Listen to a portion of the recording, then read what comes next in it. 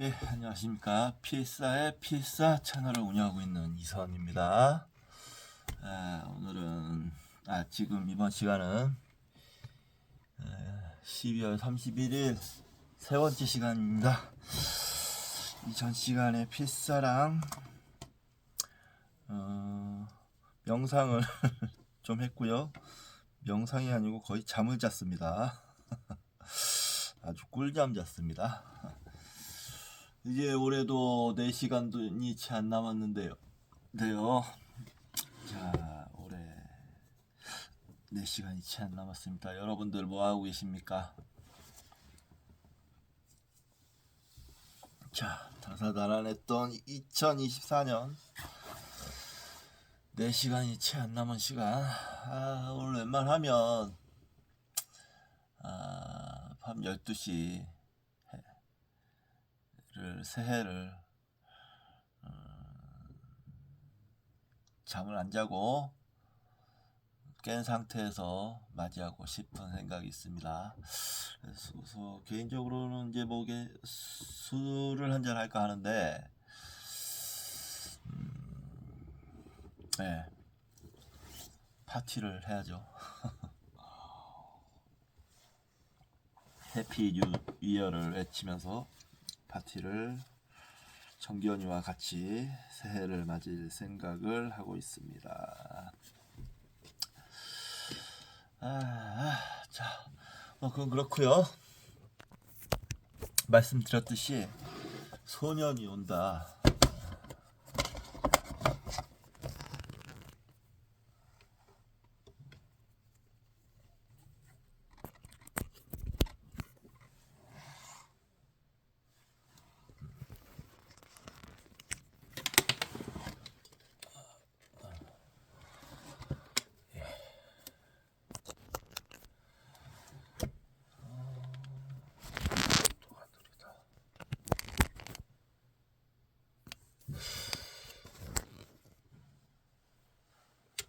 충전 속도가 느리다고 나오는데 이게 뭐 문제가 있는 것 같습니다. 케이블이 다 됐는지 어쩐지. 예, 됐습니다. 예, 이 소년이 온다 부분의 한 챕터가 인상 깊었다고 말씀을 드렸었습니다. 그 챕터는 소년이 온다 중에 4장 쇠와 피입니다. 이 부분을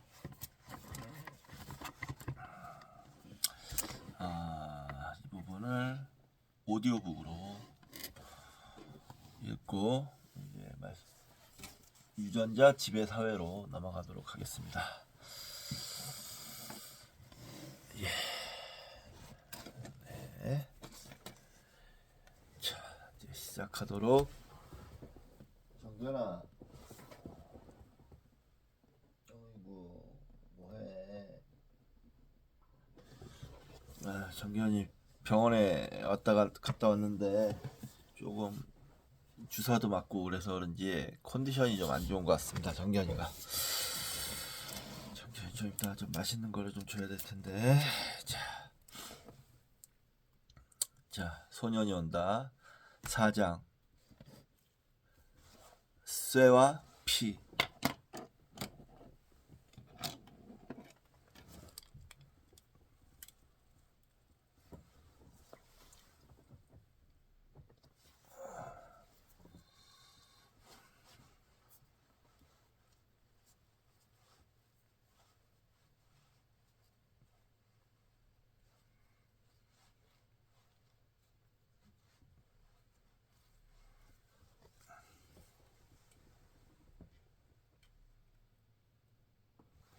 네, 쇠와 피. 읽어보도록 하겠습니다. 4장 쇠와 피. 평범한 볼펜이었습니다. 모나미 검정 볼펜. 그걸 손가락 사이에 교차시켜 끼우게 했습니다. 그야 왼손이죠. 오른손으로 조서를 써야 하니까. 예, 그렇게 비틀었습니다. 이 방향으로도 이렇게. 처음엔 견딜만 했습니다. 하지만 날마다 같은 곳에 그렇게 하니까 상처가 깊어졌어요. 피와 진물이 섞여 흘렀습니다. 나중엔 이 자리에 하얀 뼈가 들여다 보였습니다. 뼈가 드러나니까 알코올 솜에 적신 약솜을 끼워주더군요. 제가 수감된 방에는 남자들만 약 90명이 있었는데 절반 이상이 같은 자리에 약솜을 끼우고 있었습니다. 대화는 금지되어 있었어요. 손가락 사이에 끼운 약솜을 눈으로 확인하면 잠깐 서로 마주보다가 시선을 피했습니다. 저도 그렇게 생각했습니다. 뼈가 드러났으니 그 자리는 이제 그만할 거라고. 그렇지 않았습니다. 더 고통스러울 걸 알고 약솜을 뺀 다음 더 깊게 볼펜을 끼우고 이겼습니다.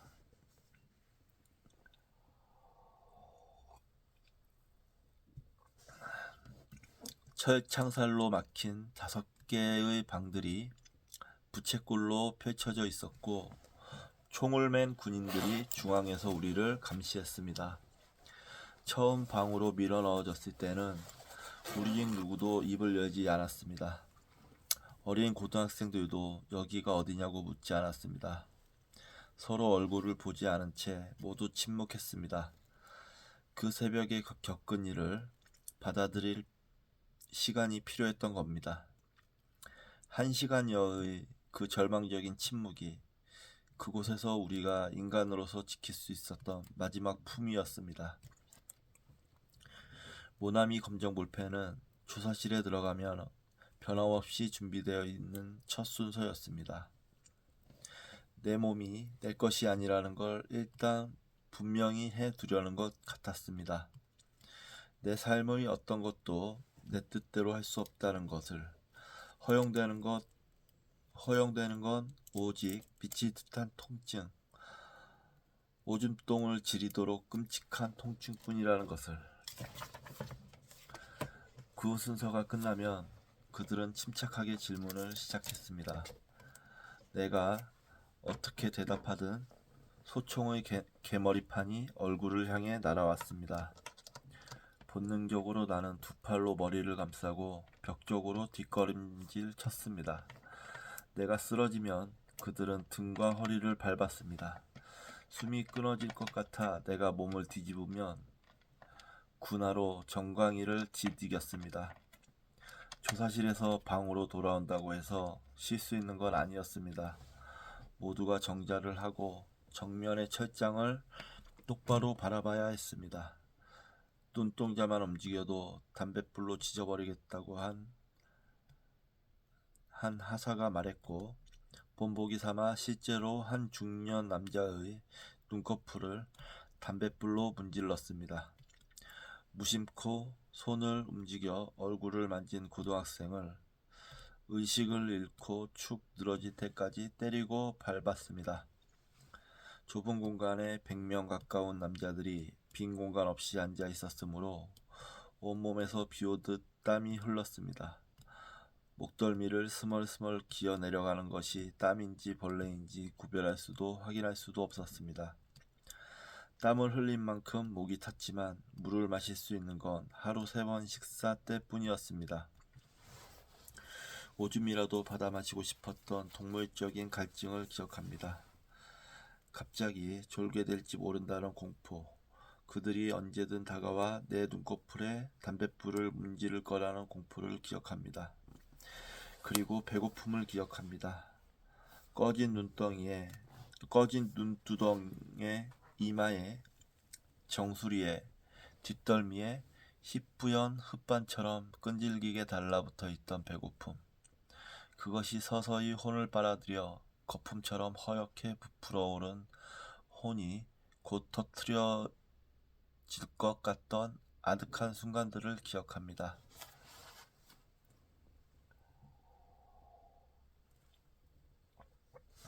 그곳의 식사 한 끼는 식판에 담긴 밥 한 줌과 국 반 그릇, 김치가 전부였습니다. 그것을 우리들은 2인 1조로 나눠 먹었습니다. 김진수와 한조가 되었을 때 서서히 혼이 빨려 나간 짐승과 같은 상태였던 나는 안도했습니다. 그는 많이 먹을 것 같은 사람이 아니었으니까요. 얼굴이 창백하고 눈언저리는 병자처럼 어두웠으니까요. 두 눈은 생기도 표정도 없이 공허하게 번쩍였으니까요. 한 달 전 그의 부고를 들었을 때 가장 먼저 떠오른 것이 바로 그 눈이었습니다. 멀건 콩나물국에서 콩나물을 골라 먹다 말고 멈칫 나를 보던 눈.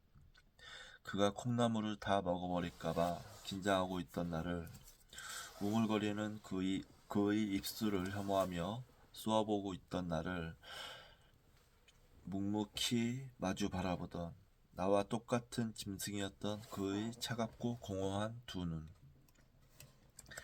나는 모릅니다. 왜 김진수는 죽었고 그와 한조가 되어 함께 밥을 먹었던 나는 아직 살아있는지. 김진수가 더 많은 고통을 받았을까요? 아니요. 나도 충분히 고통받았습니다. 김진수가 더 잠을 못 잤을까요? 아니요. 나도 잠을 못 잡니다. 하루도 깊이 못 잡니다. 숨이 붙어 있는 한 계속 그럴 겁니다. 선생이 나에게 처음 전화를 걸어 김진수에 대해 물은 뒤 생각했습니다. 다시 전화를 걸어온 선생과 이곳에서 만날 약속을 잡은 뒤에도 생각했습니다. 하루도 빠짐없이 생각하고 또 생각했습니다. 왜 그는 죽었고 아직 나는 살아있는지.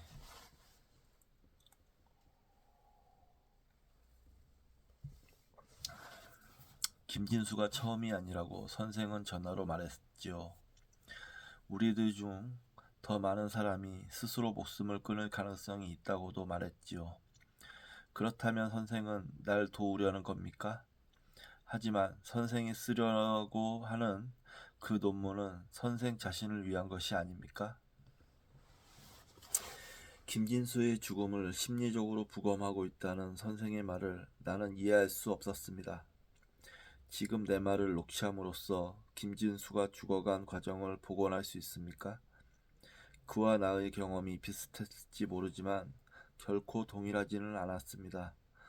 그가 혼자서 겪은 일들을 그 자신에게서 듣지 않는 한 어떻게 그의 죽음이 부검될 수 있습니까? 김진수는 우리 중에서도 특별히 변칙적인 고문을 더 당한 것으로 알고 있습니다. 아마 외모가 여성적이어서 그랬던 것 같습니다. 아니요, 당시에는 말하지 않았습니다. 10년쯤 지난 뒤에 들은 이야기입니다. 성기를 꺼내 탁자에 올려놓게 하고 나무자로 내려치겠다며 위협했다고 했습니다. 하체를 발가벗기고 영창 앞 잔디밭으로 데려가 팔을 뒤로 묶고 엎드려 있게 했다고 했습니다. 굵은 개미들이 3시간 동안 김진수의 사타구니를 물었다고 했습니다. 석방된 뒤 거의 매일 밤 벌레와 관련된 악몽을 꾸었다고 들었습니다.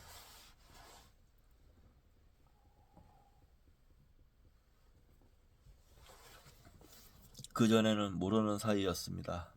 오며 가며 상황실에서 얼굴만 봤지요. 김진수는 그 해에 대학 신입생이었으니 아직 뺨에 솜털이 나 있었습니다. 얼굴이 희고 속눈썹이 유난히 짙어서 눈에 띄었습니다. 볼 때마다 무척 빠르게 걸어다닌다는 느낌이었는데 팔다리와 허리가 가늘고 길어서 더 그렇게 보였던 것 같습니다. 희생자 파악하고 시신 관리를 총괄하고 관이며 태극기를 구해와서 장례 준비하고 주로 그런 일을 했던 걸로 압니다. 사실 그 친구가 마지막 밤에 남을 거라곤 생각 못했습니다.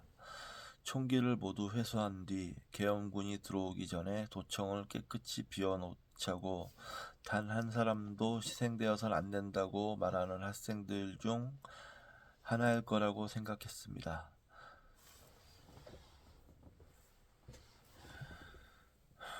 저녁에 남은 걸 보고도 의심했습니다. 저 친구는 자정이 되기 전에 빠져나갈 거라고. 김진수와 나를 포함해 12명이 한조가 되어 2층 소회의실에 모였습니다. 처음이자 마지막이라고 생각하고 통성명을 했습니다. 각자 간단한 유서를 써서 이름과 주소를 적고는 찾기 쉽도록 셔츠 앞주머니에 넣었습니다. 당장 닥쳐올 일들이 실감나지 않았던 것도 사실입니다. 하지만 계엄군이 시내로 진입했다는 무전이 들어오기 시작하자 그제야 김장이 되었습니다. 상황실장이 복도로 김진수를 불러낸 건 자정 무렵이었습니다. 여자들을 호위해 도청 밖으로 데려다 주라는 상황실장의 우렁우렁한 목소리가 회의실 안까지 들렸습니다. 상황실장이 김진수를 지목해 그 일을 맡긴 건 유난히 가날프게 생긴 그 친구가 돌아오지 않아도 좋다는 생각에서였을 거라고 나는 짐작했습니다. 김진수가 자신의 총을 챙겨 굳은 얼굴로 나가는 모습을 보며 생각했던 기억이 납니다. 그래, 너는 돌아오지 말아라.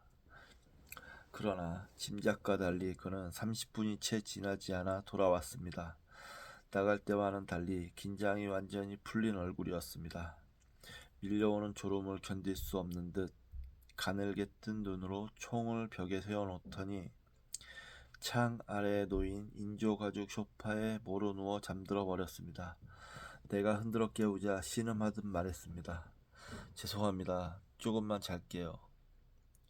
이상한 일은 그 모습을 지켜보던 다른 사람들도 벼랑간 기운이 빠진 듯 벽에 기대앉았다는 것입니다. 하나둘 꾸벅꾸벅 졸기 시작했습니다. 나도 막막한 마음이 되어 김진수가 누운 소파 옆에 웅크려 앉았습니다. 어떻게 설명할 수 있을까요? 졸음이 오기는커녕 신경이 가장 날카롭게 곤두서야 할 시간, 냉정한 정신력에 의지해야 할 그 시간에 우리는 눈도 귀도 입도 없는 뭉클뭉클한 잠 속으로 정신없이 빠져들고 있었습니다. 조심스럽게 문이 열렸다가 소리 없이 닫히는 기척에 나는 눈을 떴습니다. 조그맣고 맑은 얼굴에 알밤처럼 머리를 깎은 중학생이 어느 사이 소파에 기대어 앉아 있었습니다. 누구냐? 누구냐? 나는 잠긴 목소리로 물었습니다. 넌 누구냐? 어디서 왔어? 눈을 질끈 감으며 소년이 대답했습니다. 너무 졸려요. 조금만 잘게요. 여기서 형들이랑. 그 목소리를 듣자마자 죽은 듯 잠들어 있던 김진수가 소스라치며 눈을 떴습니다. 어떻게 된 거야? 소년의 팔을 붙들며 그가 숨죽여 물었습니다. 내가 아까 가라고 하지 않았어. 너도 간다고 하지 않았어. 김진수의 목소리가 점점 높아졌습니다. 내가 대체 여기서 뭘 하겠다는 거야? 총 쏠 줄은 알아? 머뭇머뭇 소년이 말했습니다. 화내지 마요, 형. 두 사람은 실랑이에 사람들이 부스럭부스럭 깨어났습니다. 소년의 팔을 놓지 않은 채 김진수는 반복해서 말했습니다. 적당한 때 너는 항복해라. 알겠지? 항복하라고. 손 들고 나가. 손 들고 나가는 애를 죽이진 않을 거야.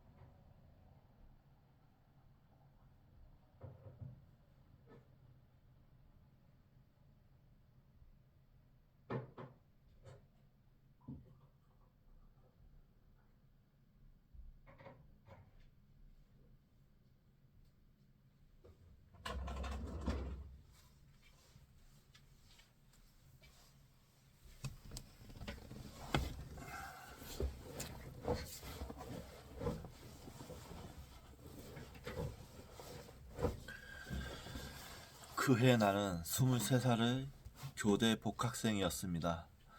초등학교 교사가 되는 게 인생의 목표였던 내가 소회의실의 조원들을 지휘하는 임무를 맡았다는 것은 그 밤 도청에 남은 사람들이 그만큼 오합지졸이었다는 것을 뜻합니다.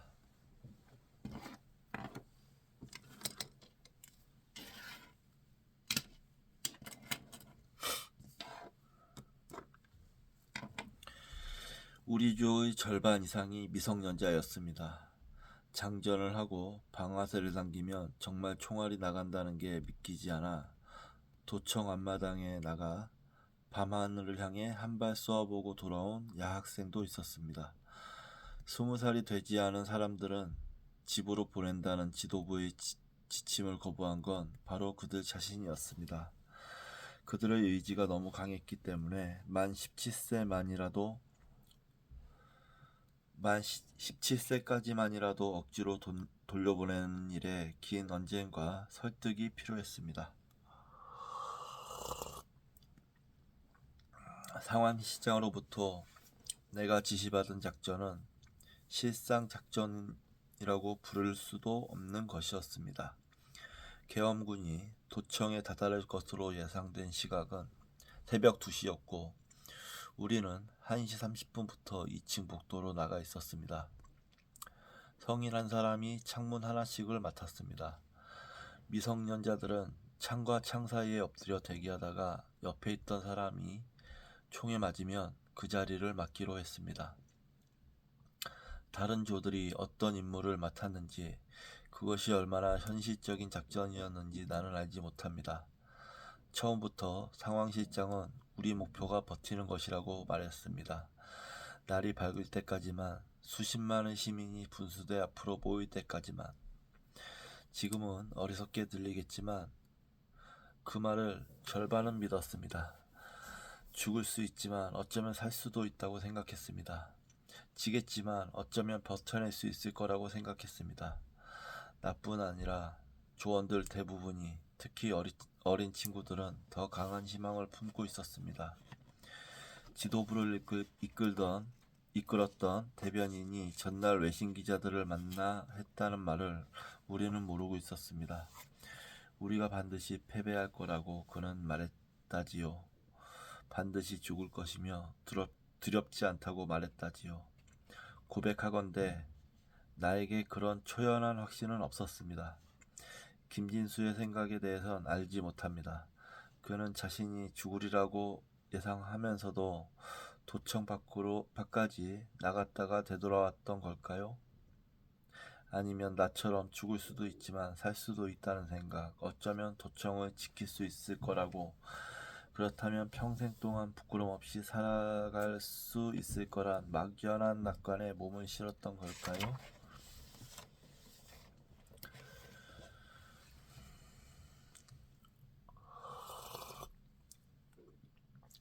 군인들이 압도적으로 강하다는 걸 모르지 않았습니다.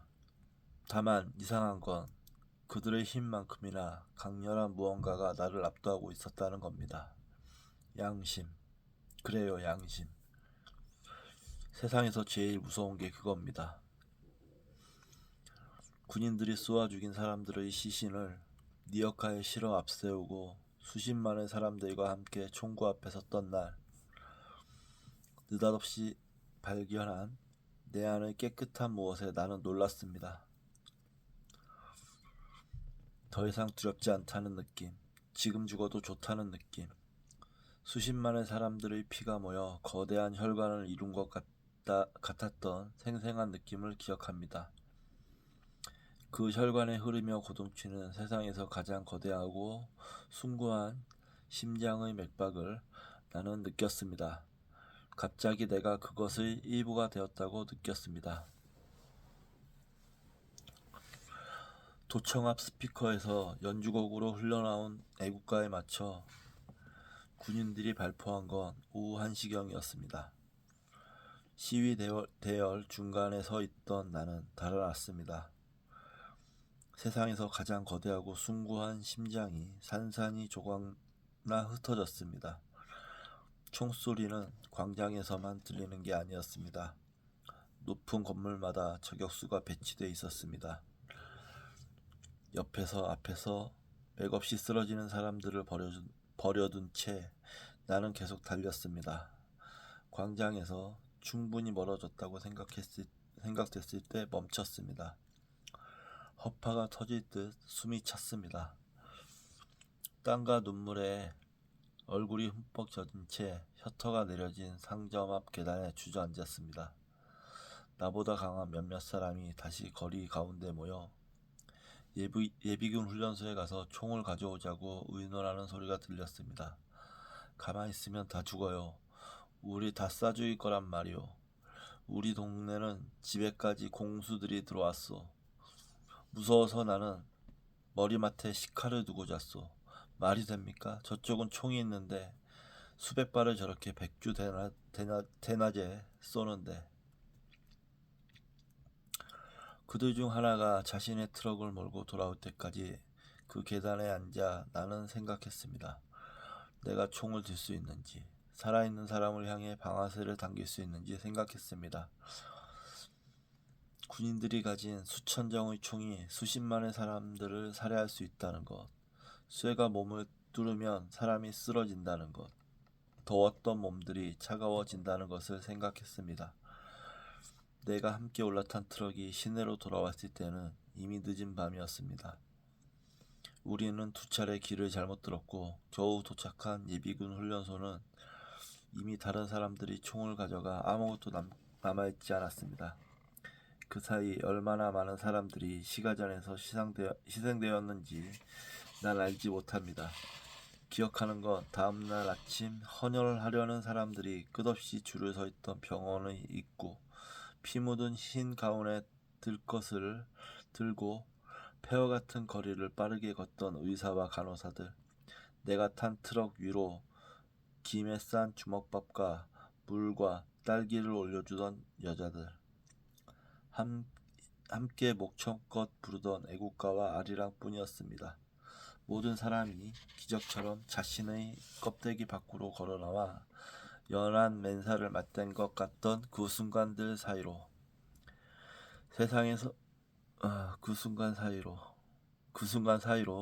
세상에서 가장 거대하고 숭고한 심장이 부서져 피 흘렸던 그 심장이 다시 온전해져 맥박치는 걸 느꼈습니다. 나를 사로잡은 건 바로 그것이었습니다. 선생은 압니까? 자신이 완전하게 깨끗하고 선한 존재가 되었다는 느낌이 얼마나 격렬한 것인지. 양심이라는 눈부시게 깨끗한 보석이 내 이마에 들어와 박힌 것 같은 순간의 강의를. 그날 도청에 남은 어린 친구들도 아마 비슷한 경험을 했을 겁니다. 그 양심의 보석을 죽음과 맞바꿔도 좋다고 판단했을 겁니다. 하지만 이제는 아무것도 확신할 수 없습니다.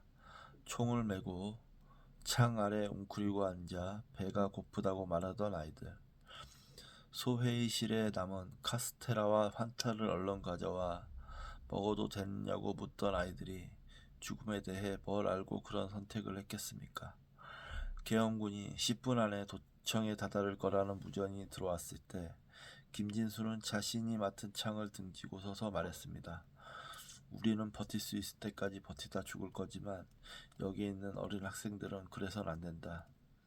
마치 자신이 20살이 아니라 30이나 40쯤 되는 사내인 것처럼 그는 말했습니다. 항복해야 돼. 만약 모두 죽을 것 같다고 생각되면 총을 버리고 즉시 항복해. 살아남을 길을 찾아.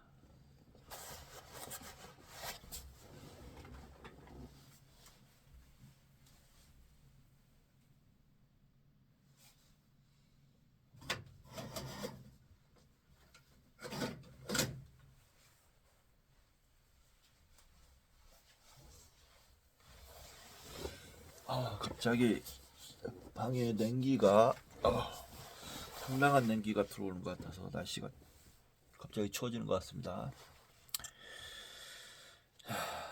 다음의 일은 말하고 싶지 않습니다. 더 기억하라고 나에게 말할 권한은 이제 누구에게도 없습니다. 선생도 마찬가지입니다. 아니요, 쏘지 않았습니다. 누구도 죽이지 않았습니다. 계단을 올라온 군인들이 어둠 속에서 다가오는 것을 보면서도 우리 조의 누구도 방아쇠를 당기지 않았습니다. 방아쇠를 당기면 사람이 죽는다는 걸 알면서 그렇게 할 수가 없었습니다. 우린 쏠 수 없는 총을 나눠 가진 아이들이었던 겁니다.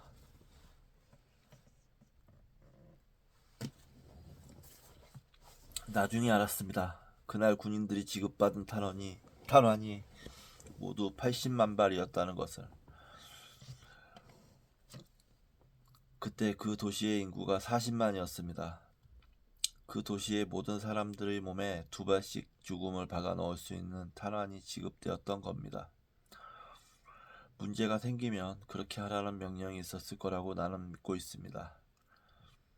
학생 대표의 말대로 우리가 총기를 도청 로비에 쌓아놓고 깨끗이 철수했다면 그들은 시민들에게 총구를 겨눴을지도 모릅니다. 그 새벽 캄캄한 도청 계단을 따라 글자 그대로 콸콸 소리를 내며 흐르던 피가 떠오를 때마다 생각합니다.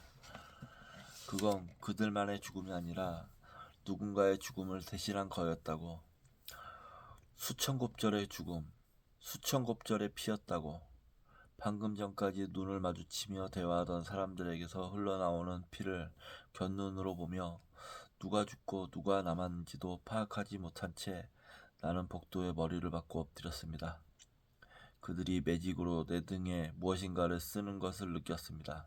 극렬분자, 총기 소지, 그렇게 썼다는 것을 상무대 유치장에서 다른 사람이 알려주었습니다. 체포 당시 총을 가지고 있지 않아 단순 가담자로 분류된 사람들이 6월까지 차례로 석방되고 이른바 극렬분자, 총기 소지자들만 상무대에 남았습니다. 고문의 양상이 달라진 것은 그때부터였습니다. 구타보다 정교하게 고통을 주는 방식, 고문하는 사람들의 체력에 부담을 주지 않는 방식을 그들이 택한 것입니다.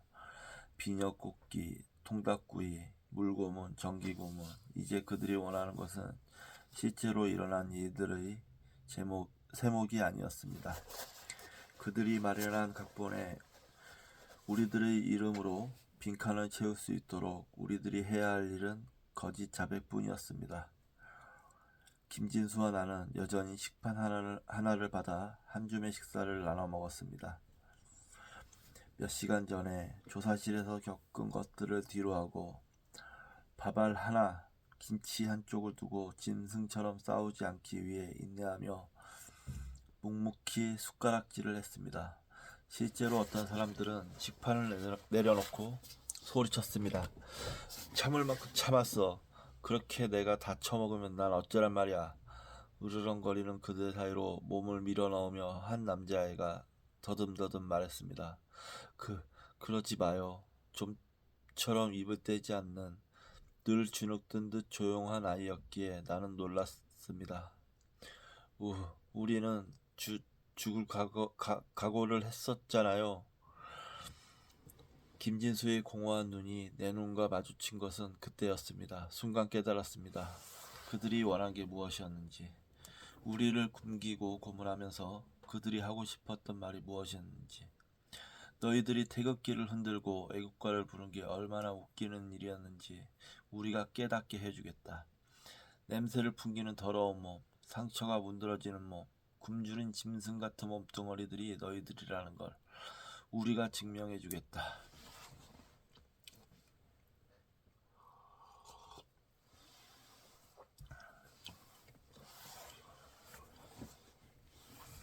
그 남자의 이름은 영재였습니다. 그날 이후 김진수는 종종 그 이름을 불렀습니다. 식사가 끝난 뒤 감시병이 너그러워지는 10여 분 동안 가만가만 말을 걸었습니다. 영재야, 그렇게 먹고 배 안 고프냐? 김영재, 너 본관이 어디냐? 나도 김해김씨인데 무슨 파냐? 말 높이지 마라. 16살이라면서 나 너보다 4살밖에 안 많아. 그렇게 내가 나이 들어 보이냐? 그래라 그럼 삼촌이라고 해라. 어차피 학렬로 내가 조카니까. 너가 조카니까. 두 사람이 주고받는 시시콜콜한 대화를 옆에서 들으면서 그 아이가 초등학교만 마치고 3년째 외삼촌의 목공소에서 기술을 배우고 있었다는 걸 알게 되었습니다. 2살 많은 외사촌 형을 따라 시민군에 들어갔는데 형은 마지막 새벽 YMCA에서 죽고 혼자 잡혀왔다고 했습니다. 카스테라가 제일 먹고 싶어요. 사이다하고 같이.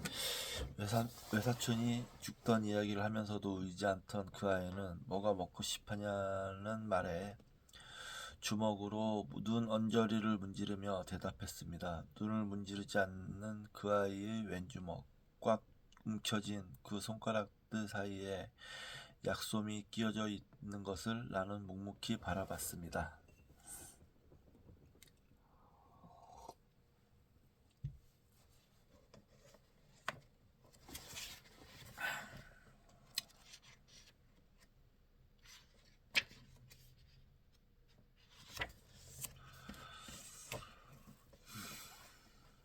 생각하고 또 생각했습니다. 이해하고 싶었기 때문입니다.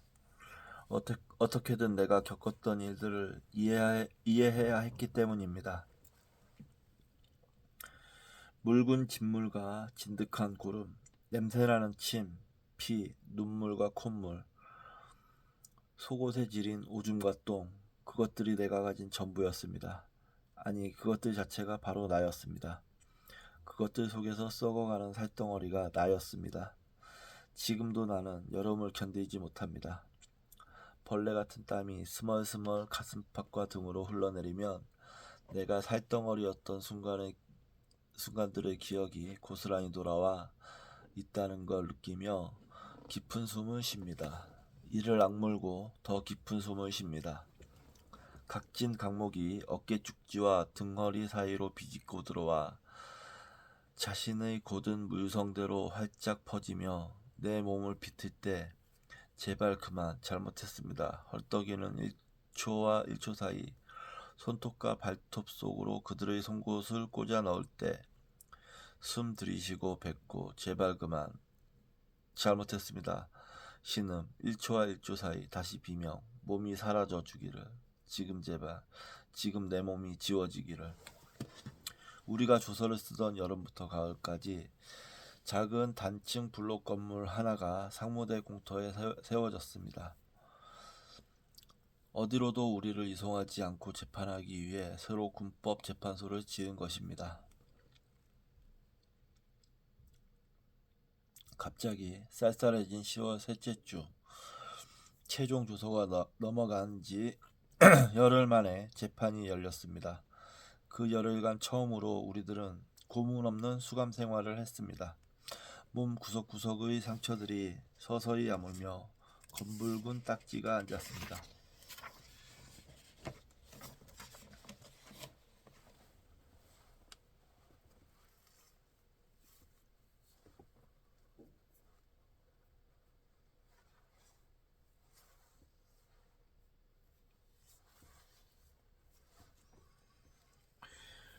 하루에 2차례씩 닷새 동안 재판이 열렸던 걸로 기억합니다. 한 번에 약 30명씩 들어가 선고를 받았습니다.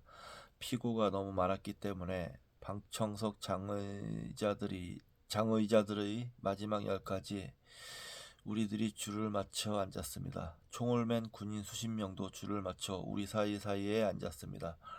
저는 고개를 숙인다. 가사의 명령에 나는 고개를 숙였습니다. 더 깊이 숙인다. 나는 더 깊이 고개를 숙였습니다. 재판장님이 곧 들어오신다. 끽소리만 내도 즉각 총살이다. 알겠나? 입 닥치고 끝까지 고개 숙이고 있어야 한다. 최후 변론은 1분을 초과하면 안 된다. 알겠나? 그들은 장전한 소총을 들고 의자와 의자 사이를 다니며 자세가 바르지 않은 사람의 머리를 개머리판으로 쳤습니다. 재판소 밖에서 가을 풀벌레가 울고 있었습니다. 그날 아침 새로 받은 세제 냄새가 풍기는 깨끗한 푸른색 수위를 읽고서 나는 즉석 총살이란 말을 곰곰이 생각했습니다. 정말 닥쳐올 총살을 기다리듯 숨을 죽였습니다. 죽음은 새 수의같이 서늘한 것일지도 모른다고 그때 생각했습니다. 지나간 여름이 삶이었다면, 피고름과 땀으로 얼룩진 몸뚱이가 삶이었다면, 아무리 신음해도 흐르지 않던 이 초들이 치욕적인 허기 속에서 쉰 콩나물을 씹던 순간들이 삶이었다면, 죽음은 그 모든 걸 한 번에 지우는 깨끗한 붓질 같은 것이리라고. 재판장님이 입장하십니다. 서기의 말이 떨어지자 앞문이 열리고 법무장교 셋이 차례로 들어왔습니다. 깊이 고개를 숙이고 있던 내 귀에 이상한 소리가 들린 건 그때였습니다. 앞에서 두 번째 줄 정도였습니다. 반쯤 고개를 들고 나는 앞쪽을 살폈습니다. 누군가가 소리 죽여 흐느끼듯 애국가 첫 소절을 부르기 시작하고 있었습니다. 그가 어린 영재라는 걸 깨달았을 때 누가 먼저라 할 것도 없이 이미 합창이 시작돼 있었습니다. 자력에 이끌린 것처럼 나도 따라 불렀습니다. 죽은 듯이 고개를 숙이고 있던 우리들이, 땀과 피와 구름이었던 우리들이 조용히 노래를 하는 동안 어째서였는지 그들은 제지하지 않았습니다. 소리치지도, 개머리판으로 머리를 내리치지도, 위협했던 대로 벽으로 몰아넣어 총살하지도 않았습니다. 우리가 노래를 끝마칠 때까지 소절과 소절 사이마다 위태한 침묵이 풀벌레 소리와 함께 간이 재판소의 서늘한 공기 속에 도사리고 있었습니다.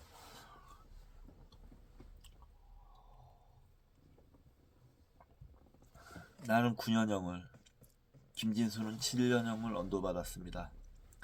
하지만 형량은 무의미했습니다. 이듬해 성탄절까지 군부는 우리 모두를, 사형과 무기징역을 선고받은 사람들까지 특사로 석방했으니까요. 그 제목들이 부조리했다는 걸 스스로 자백하듯 말입니다. 김진수를 다시 만난 것은 교도소를 나온 지 이태가 되어가던 세미 씨였습니다.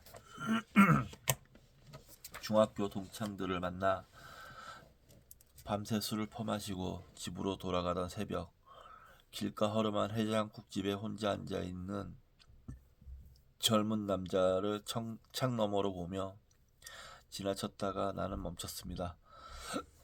진지하게 숙제를 하는 듯 숟가락을 꽉 쥐고 국밥을 내려다보는 자세가 낯익었기 때문입니다. 아무리 애써도 이해할 수 없는 수수께끼가 그 안에 담겨있는 듯 캄캄한 선짓국의 밑바닥을 들여다보는 길고 짙은 속눈썹 아래 열린 공허한 눈. 내가 국밥집으로 들어가 김진수의 앞에 앉자 그는 무감각하고 차가운 시선으로 나를 건너다 보았습니다. 술이 덜 깬 나는 잠자코 웃었습니다. 취기가 잠시 허락해준 너그러움으로 기다렸습니다. 잠에서 막 깨어난 것처럼 부스스하고 희미한 미소가 그의 얼굴에 어릴 때까지.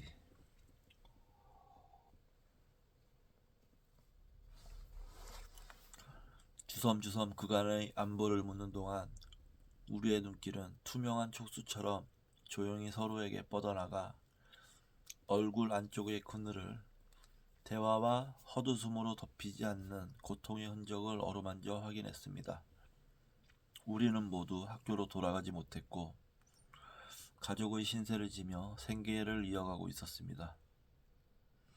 김진수는 매형의 전파 사이를 돕고 있었고 나는 큰 댁에서 하는 한식당 일을 돕다가 얼마 전에 그만둔 상태였습니다.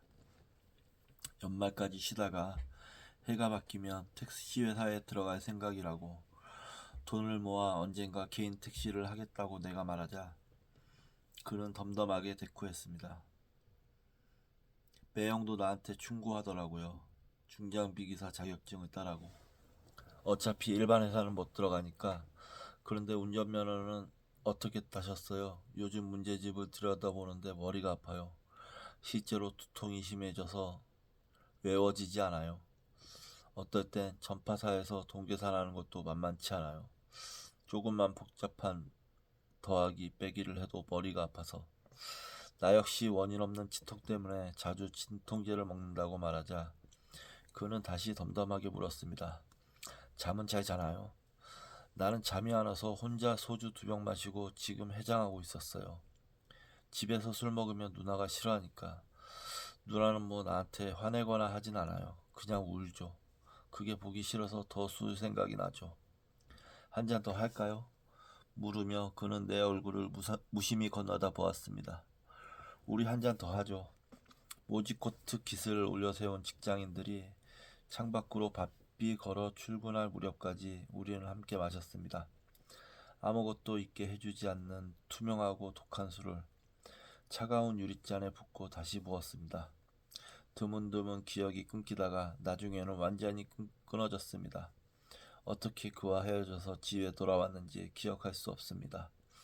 김진수의 실수로 술병이 탁자에 엎어지고 차가운 술이 내 골덴 바지를 적시던 감각, 그가 스웨터 소매로 함부로 술을 닦아내던 모습, 마침내 고개를 가누지 못하고 탁자에 이마를 엎드리던 순간들이 얼핏 떠오를 뿐입니다.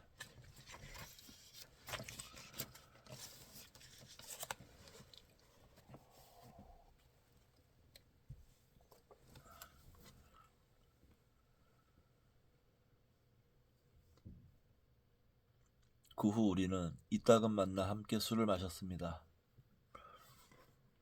서로가 자격증 시험에 떨어지고 교통사고를 내고 빚이 생기고 다치거나 병을 얻고 정 많고 서글서글한 여자를 만나 잠시 모든 고통이 끝났다고 믿고 그러나 자신의 손으로 모든 걸 무너뜨려 다시 혼자가 되는 비슷한 경로를 거울 속 일그러진 얼굴처럼 지켜보는 사이 10년이 흘렀습니다.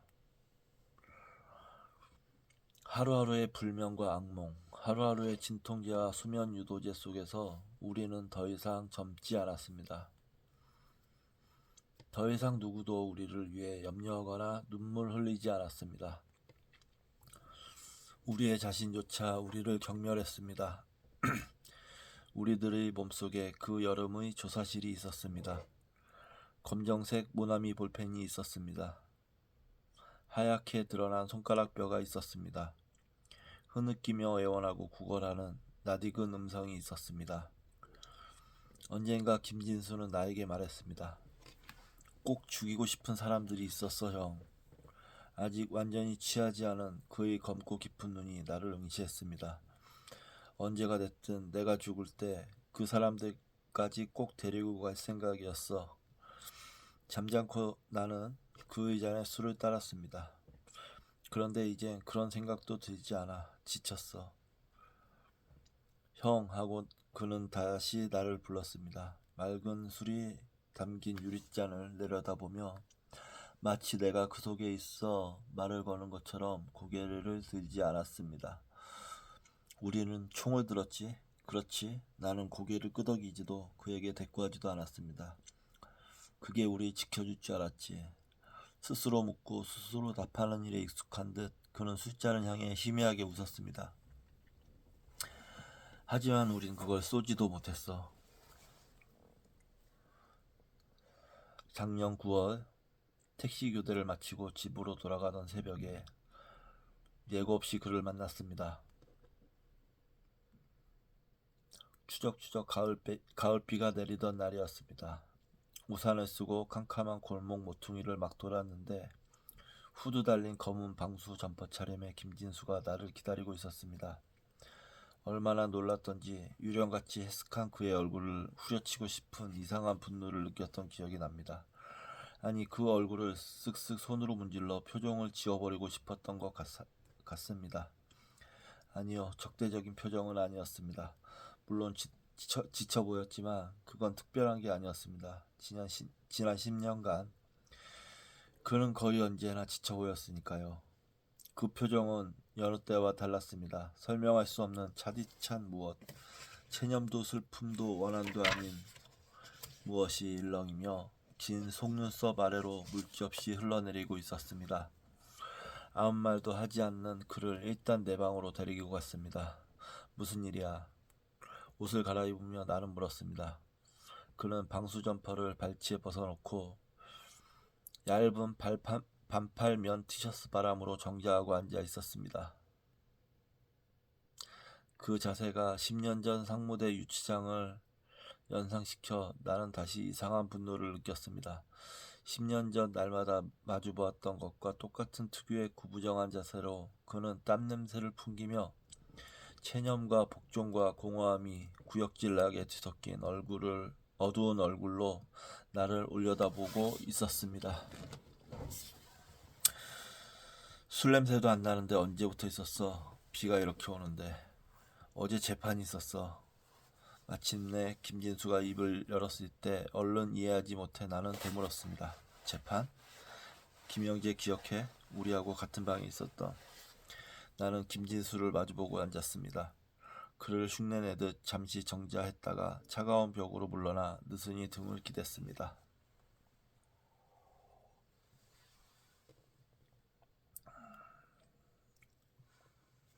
학렬로 나하고 족밥벌이었던 애 말이야. 그래 하고 나는 대답했습니다. 어쩐지 다음 말을 듣고 싶지 않았습니다. 이번에 정신병원에 들어가게 됐어. 그래 하고 나는 다시 대답하며 나는 냉장고를 돌아보았습니다. 소주 4병이 냉장칸 맨 아래에 이틀치 비상약처럼 조용히 숨겨져 있었습니다. 아마 영원히 못 나올 거야. 나는 일어서서 냉장고로 걸어갔습니다. 소주병들을 꺼내 쟁반에 넣고 잔도 2개 꺼냈습니다. 뚜껑을 열려고 병목을 만질 때 유리 표면에 맺혀있던 차가운 물방울이 손바닥을 적셨습니다. 사람을 죽일 뻔했대. 나는 멸치볶음과 콩자반을 접시에 덜었습니다. 소주를 냉동실 얼음칸에 얼리고 싶다는 생각을 문득 했습니다. 주사위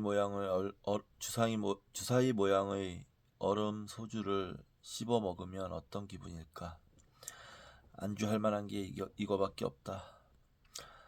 발치에 쟁반을 내려놓는 나를 아랑곳하지 않으며 그는 점점 빠르게 말을 이었습니다. 국선 변호사가 그러는데 지난 10년 동안 6차례 손목을 그었대.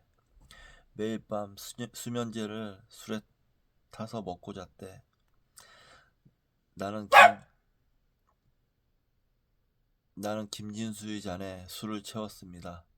한 잔만 같이 마신 뒤 이불을 깔고 누워 잠을 청할 생각이었습니다. 김진수에게는 혼자서 마실 만큼 마시고 비가 그치는 대로 나가라고 말할 생각이었습니다. 그동안 김진수가 그 아이를 얼마나 자주 만났고 그 아이가 어떻게 살아왔는지 궁금하지 않았습니다. 그가 말한다 해도 듣고 싶지 않았습니다. 날이 밝은 시간이었지만 비가 계속 내려 창밖은 저녁 무렵처럼 어두웠습니다. 마침내 이불을 펴고 누우며 나는 감정을 섞지 않고 말했습니다. 너도 눈 좀 붙여라. 한잠도 못 잔 것 같은데. 그는 스스로 잔을 채워 한 번에 들이켰습니다. 얼굴까지 이불을 덮어쓰고 돌아눕는 나를 향해 계속해서 느릿느릿 궤변에 가까운 횡설수설을 이어갔습니다. 그러니까 형, 영혼이라는 건 아무것도 아닌 건가? 아니, 그건 무슨 유리 같은 건가? 유리는 투명하고 깨지기 쉽지. 그게 유리의 본성이지. 그러니까 유리로 만든 물건은 조심해서 다뤄야 하는 거지. 금이 가거나 부서지면 못 쓰게 되니까. 버려야 하니까. 예전에 우린 깨지지 않는 유리를 갖고 있었지. 그게 유리인지 뭔지 확인도 안 해본 단단하고 투명한 진짜였지. 그러니까 우린 부서지면서 우리가 영혼을 갖고 있었단 걸 보여준 거지. 진짜 유리로 만들어진 인간이었던 걸 증명한 거야. 살아있는 김진수와의 만남은 그것이 마지막이었습니다. 부고를 들은 것은 그의 겨울이었습니다. 3달 동안 그가 어떻게 지냈는지 나는 알지 못합니다. 그가 한번 사무실로 전화한 적이 있었지만 근무 중이어서 받지 못했고 군무가 끝나 내가 전화를 걸었을 땐 그가 전화를 받지 않았습니다. 그 가을은 유난히 비가 잦았고 비가 그칠 때마다 가파르게 기온이 떨어졌습니다. 새벽에 근무를 마치고 골목 모퉁이를 돌아갈 때면 나도 모르게 걸음이 늦춰졌습니다. 그가 죽고 없는 지금도 마찬가지입니다. 그 모퉁이 집을 지날 때면, 특히 비가 올 때면 검은 방수 점퍼를 입고 어둠 속에 유령처럼 서 있던 김진수가 떠오릅니다. 그의 장례식은 조촐했습니다. 그의 가족들은 그와 비슷하게 깊은 쌍꺼풀과 긴 속눈썹을, 그의 눈처럼 공허하고 속을 알 수 없는 눈빛을 가지고 있었습니다. 그의 누나는 한때 뛰어난 미인이었을 듯한 고운 얼굴로 표정 없이 내 손을 잡았다가 놓았습니다. 관을 들 사람이 부족하다고 해서 화장장까지 같이 갔다가 관이 화덕 속으로 들어가는 것까지만 보고 나는 돌아왔습니다. 시내까지 나오는 차편이 없어서 버스 다니는 삼거리까지 30분쯤 걸어 나왔던 기억이 납니다. 유서는 보지 못했습니다. 이 사진이 정말 유서와 함께 있었습니까? 그런 이야기는 한 번도 나에게 하지 않았습니다. 그와 내가 가까웠다 한들 얼마나 가까웠겠습니까? 우리는 서로에게 의지했지만 동시에 언제나 서로의 얼굴을 후려치고 싶어 했습니다. 지우고 싶어 했습니다. 영원히 밀어내고 싶어 했습니다. 내가 이 사진을 설명해야 합니까? 어디서부터 어떻게 설명해야 합니까? 총을 맞아 죽은 사람들이 있고 바닥이 피투성이군요. 도청 앞마당에 외신 기자가 들어가서 찍었겠지요. 한국 기자들은 못 들어갔을 테니까. 그랬겠지요. 사진집으로 오렸겠지요. 여러 종류의 사진집들이 떠돌아다녔지 않습니까? 김진수가 어떤 이유로 이 사진을 끝까지 가지고 있었는지, 왜 유서 곁에 이 사진이 놓여 있었는지 내가 이제 추측해야 합니까? 여기 직선으로 쓰러져 죽어 있는 아이들에 대해 선생에게 말해야 합니까? 무슨 권리로 그걸 나에게 요구합니까?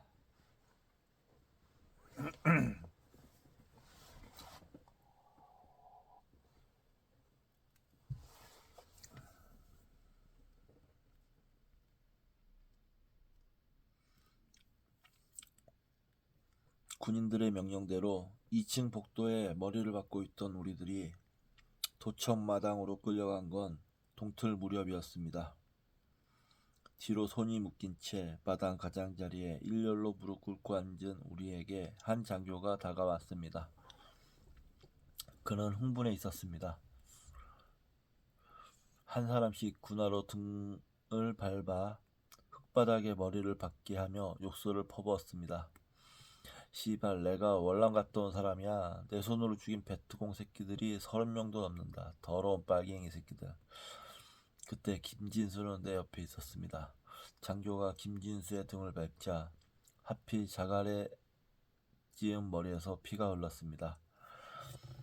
5명의 어린 학생들이 2층에서 두 손을 들고 내려온 것은 그때였습니다. 계엄군이 대낮같이 조명탄을 밝히며 기관총을 난사하기 시작했을 때 내가 소회의실 캐비넷에 숨어있으라고 명령했던 4명의 고등학생과 소파에서 김진수와 짧은 실랑이를 벌였던 중학생이었습니다. 더 이상 총소리가 들리지 않자 그들은 김진수의 말대로 무기를 버리고 항복하려 내려온 것이었습니다. 저 새끼들 봐라. 김진수의 등을 밟고 있던 장교가 여전히 흥분한 채 소리쳤습니다. 씨발 빨갱이 새끼들, 항복이다 이거냐?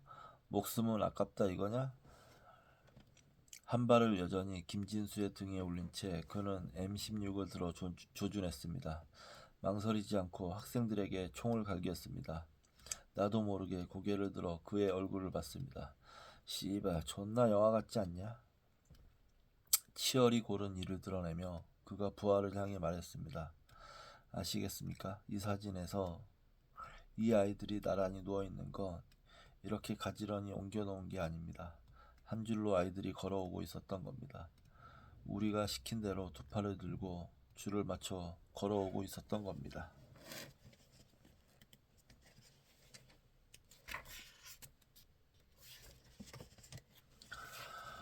어떤 기억은 아물지 않습니다. 아물지 않습니다. 시간이 흘러 기억이 흐릿해지는 게 아니라 오히려 그 기억만 남기고 다른 모든 것이 서서히 마모됩니다. 색 전구가 하나씩 나가듯 세계가 어두워집니다. 나 역시 안전한 사람이 아니란 걸 알고 있습니다. 이제는 내가 선생에게 묻고 싶습니다. 그러니까 인간은 근본적으로 잔인한 존재인 것입니까? 우리들은 단지 보편적인 경험을 한 것뿐입니까? 우리는 존엄하다는 착각 속에 살고 있을 뿐 언제든 아무것도 아닌 것, 벌레, 짐승, 고름과 진물의 덩어리로 변할 수 있는 겁니까? 굴욕당하고 훼손되고 살해되는 것, 그것이 역사 속에서 증명된 인간의 본질입니까? 부마 항쟁에 공수부대로 투입됐던 사람을 우연히 만난 적이 있습니다. 내 이력을 듣고 자신의 이력을 고백하더군요. 가능한 한 과격하게 진압하라는 명령이 있었다고 그가 말했습니다. 특별히 잔인하게 행동한 군인들에게는 상부에서 몇십만 원씩 포상금이 내려왔다고 했습니다. 동료 중 하나가 그에게 말했다고 했습니다. 뭐가 문제냐? 맥값을 주면서 사람을 패라는데 안 팰 이유가 없지 않아? 베트남전에 파견됐던 어느 한국군 소대에 대한 이야기도 들었습니다. 그들은 시골 마을 회관에 여자들과 아이들, 노인들을 모아놓고 모두 불태워 죽였다지요. 그런 일들을 전시에 행한 뒤 포상을 받은 사람들이 있었고 그들 중 일부가 그 기억을 지니고 우리들을 죽이러 온 겁니다. 제주도에서, 관동과 난징에서, 보스니아에서, 모든 신대륙에서 그렇게 했던 것처럼 유전자에 새겨진 듯 동일한 잔인성으로 잊지 않고 있습니다. 내가 날마다 만나는 모든 이들이 인간이란 것을. 이 이야기를 듣고 있는 선생도 인간입니다. 그리고 나 역시 인간입니다. 날마다 이 손의 흉터를 들여다봅니다. 뼈가 드러났던 이 자리. 날마다 희끗한 진물을 뱉으며 썩어 들어갔던 자리를 쓸어봅니다. 평범한 모나미 검정 볼펜을 우연히 마주칠 때마다 숨을 죽이고 기다립니다. 흙탕물처럼 시간이 나를 쓸어가길 기다립니다. 내가 밤낮없이 짊어지고 있는 더러운 죽음의 기억이 진짜 죽음을 만나 깨끗이 나를 놓아주기를 기다립니다. 나는 싸우고 있습니다. 날마다 혼자 싸웁니다. 살아남았다는, 아직도 살아있다는 치욕과 싸웁니다. 내가 인간이라는 사실과 싸웁니다. 오직 죽음만이 그 사실로부터 앞당겨 벗어날 유일한 길이란 생각과 싸웁니다. 선생은, 나와 같은 인간인 선생은 어떤 대답을 나에게 해줄 수 있습니까?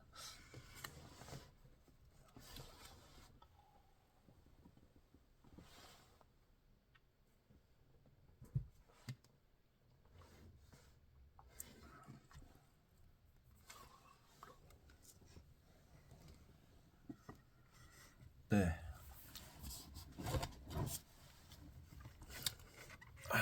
다 읽었습니다.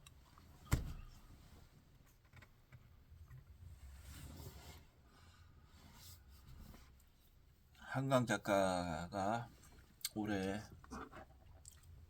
노벨 문학상을 받은 건 그로 인해 이 소년이 온다라는 소설이 더욱더 널리 크게 알려진 건 우연이 아닐지도 모르겠다는 생각이 듭니다. 올 한해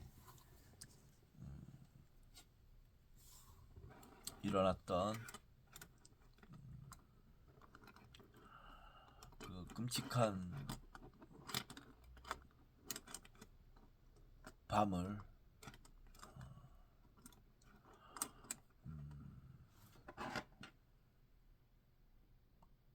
더 큰 불행으로 번지지 않도록 해주었습니다. 예, 그것에 감사드립니다. 아이고, 자,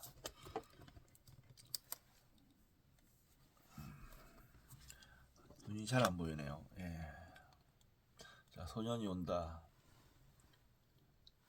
챕터를 제가 말씀드렸던 챕터를 다 읽었습니다. 내일부터는 유전자 지배 사회 이것을 여러분들과 함께 읽어보도록 하겠습니다. 자, 오늘은 이제 여기서 마칠 것 같고요.